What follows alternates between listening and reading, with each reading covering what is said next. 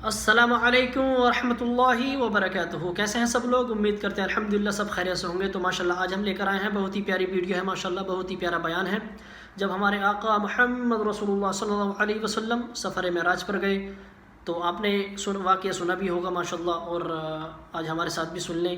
رات کا وقت تھا ماشاءاللہ، رات کتنی طویل ہو گئی تھی، دنیا کا وقت رک گیا ماشاءاللہ، اور ہزاروں میل کا سفر کتنی جلدی طے کیا ماشاءاللہ، اور مسجد الاقصی ماشاءاللہ اس میں امامت بھی فرمائی آپ نے۔ تو آئیے سنتے ہیں ویڈیو، دیکھتے ہیں ویڈیو، ماشاءاللہ بہت ہی پیاری ویڈیو ہے، تو بس دیکھتے ہیں۔ بسم اللہ الرحمن الرحیم۔ میرے آقا علیہ الصلوۃ والسلام جس وقت تشریف لائے نا، وہ دور کیسا تھا ذرا سمجھیے گا۔ جہالت کا دور ہے، مگر عرب کے ان لوگوں کو اپنی زبان پر بڑا ناز تھا۔ they were intellectuals، ان کو اپنی گفتگو پہ بڑا ناز تھا۔ عرب کے لوگوں کا یہ کہنا تھا کہ عربی ہی بولتے ہیں، کہ باقی ساری دنیا گونگی ہے۔ ہم عجمی جو آج بھی اپنے آپ کو شوق سے کہتے ہیں وہ عربی ہم عجمی، عجمی گونگے کو کہتے ہیں۔ کتابوں میں لکھا ہے کہ وہاں دو طرح کی لڑائیاں ہوتی تھی، تلوار سے بھی لڑائی ہوتی تھی، اشعار سے بھی لڑائی ہوتی تھی، یعنی وہ الفاظ سے اپنے جملوں سے دشمنوں پر حملہ کیا کرتے تھے۔ اور سبحان اللہ، حضرت عبداللہ بن رواحہ، حضرت حسان بن ثابت کی قسمت پر ہماری جانیں قربان، یہ نبی پاک کی نعت لکھنے والے صحابہ تھے۔ تو جب جنگ ہوتی تھی نا تو میرے آقا حضرت عبداللہ بن رواحہ سے ایک بار فرماتے ہیں، اے عبداللہ بن رواحہ، تم اشعار کہو، تمہارے اشعار جو ہیں وہ دشمن کے لیے تیر کی مانند ہیں۔ یعنی یہ ایسی نبی پاک کی بدھا بیان کرتے اور مسلمانوں کا اشعار کے ذریعے جذبہ بڑھاتے۔ تو بہرحال یہ انٹلیکچوئلز کا، فصحا اور بلغا کا دور تھا، ان کو اپنی زبان پر بڑا ناز تھا۔ میرے آقا اس وقت تشریف لائے، اب ان کی اس فصاحت و بلاغت کا جواب دینا تھا۔ ایک ایسی دلیل ہونی چاہیے تھی۔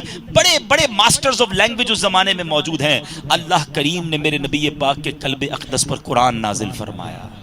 جب نبی پاک قرآن کی آیتیں پڑھتے تھے نا، حیران ہو جاتے تھے، اسٹونشڈ۔ وہ کہتے کہ کسی بندے کا کلام نہیں ہے، ایسی فصاحت و بلاغت کہاں سے آ گئی۔ اور اللہ اکبر، اللہ کے نبی کو بچپن سے انہوں نے دیکھا تھا کہ انہوں نے کسی ٹیچر سے پڑھا نہیں ہے، کسی بدر سے نہیں گئے ہیں، ایسا نہیں ہو سکتا کہ کسی استاد نے ان کو پڑھایا ہے جب یہ اتنی فصیح اور بلیغ بات کرتے ہیں۔ نہیں جناب، اللہ کے نبی کو خود اللہ عز و جل نے تعلیم عطا فرمائی، ایسی فصاحت عطا فرمائی کہ جب نبی پاک گفتگو فرماتے ان کے پاس اس بات کا کوئی جواب نہ ہوتا۔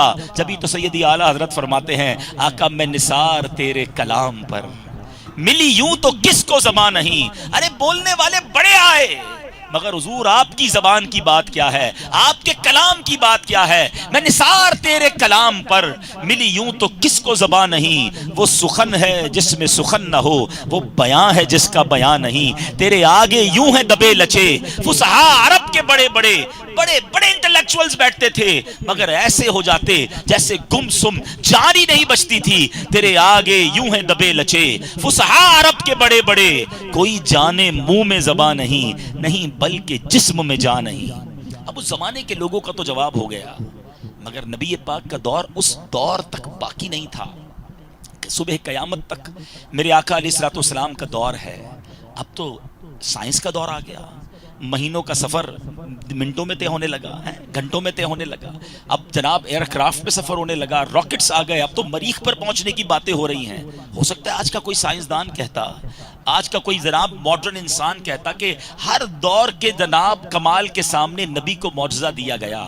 یہ بتائیے اگر آپ کے نبی سچے ہیں تو سائنس کا جواب کیا ہے، اس ٹیکنیکل ورلڈ کا جواب کیا ہے۔ اللہ اکبر، میرے آقا کو اللہ عز و جل نے جو معراج کا معجزہ عطا فرمایا ہے، یہ رہتی دنیا کی سائنس کو جواب ہے۔ ذرا بتائیے تو صحیح، زمین سے لے کر پہلے آسمان کا فاصلہ 500 ایئرز ہے۔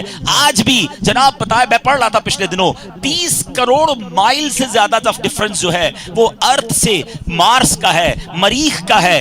6 مہینے آج اس سیٹلائٹ کو لگتے ہیں جو نہ جانے ہزاروں کلومیٹر سیکنڈ کی رفتار سے سفر کرتی ہے۔ اس 7 آسمان، پھر سدرۃ المنتہا، پھر جنت کے طبقات، جہنم کے معاملات کا مشاہدہ کیا، اللہ سے گفتگو کی، اللہ کی بارگاہ میں حاضری دی، اللہ اکبر، بیت المقدس میں انبیاء کی امامت کی۔ میرے آقا یہ سارا سفر کر کے آتے ہیں، ٹائم کتنا لگتا ہے آپ کو یہ معلوم ہے؟ یہ کتنی دیر میں سفر ہوا؟ لاجیکلی علماء کہتے ہیں یہ ہزاروں سال کی جرنی تھی، یہ ہزاروں سال کا سفر تھا، مگر نبی پاک جب واپس آتے ہیں تو بستر ابھی بھی گرم ہے، کنڈی ابھی بھی ہل رہی ہے. آقا وضو کر کے گئے تھے, واپس آئے تو جو وضو کا پانی بہ رہا تھا وہ ابھی بھی بہ رہا تھا. اٹ مینز سردیوں میں آپ کو اندازہ ہوتا ہوگا جب فجر کے لیے آپ اٹھتے ہیں بستر تھوڑا سا گرم ہوتا ہے, بٹ ٹیک فیو سیکنڈز, تھوڑی دیر کے بعد بستر کا گرمی جو ہے وہ نارمل ہو جاتی ہے. اس کا مطلب یہ ہے کہ وقت رک گیا تھا, وقت چلا ہی نہیں ہے. آقا یہ سارا سفر کر کے واپس آئے ہیں. اب ذرا عشق کی زبان میں اس کا جواب لے لو. عشق والے کہتے ہیں بات یہ ہے, دیکھیں نا آپ کی میری گھڑی ہے, اس کا سیل نکال لیں, ٹھیک ہے, تو گھڑی رک جائے گی نا, پھر سیل ڈال دیں تو ٹک ٹک ٹک کر کے چلنا شروع ہو جائے گی. عشق والے کہتے ہیں بات یہ ہے نبی پاک تو سارے جہان کی جان ہے نا. دراصل جان چلی گئی تھی, جہان رک گیا تھا. آقا واپس آئے, جہان نے پھر چلنا شروع کر دیا. وہ جو نہ تھے تو کچھ نہ تھا, وہ جو نہ ہو تو کچھ نہ ہو, جان ہے وہ جہان کی. ارے جان ہے تو جہان ہے. بتائیے دنیا کتنی ترقی کر لے, مگر میرے آقا کا یہ معجزہ, یہ رہتی دنیا کے لیے وہ سوال ہے, اور جواب بھی ہے عشق والوں کے لیے کہ ایسا تجھے خالق نے طرحدار بنایا, یوسف کو تیرا طالب دیدار بنایا.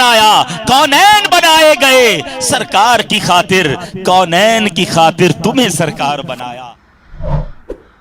ماشاءاللہ بہت ہی پیارا بیان تھا. ماشاءاللہ کیا شب معراج, ماشاءاللہ سفر شب معراج, ماشاءاللہ سائنسدانوں کے لیے ایک حیران کن بات ہے.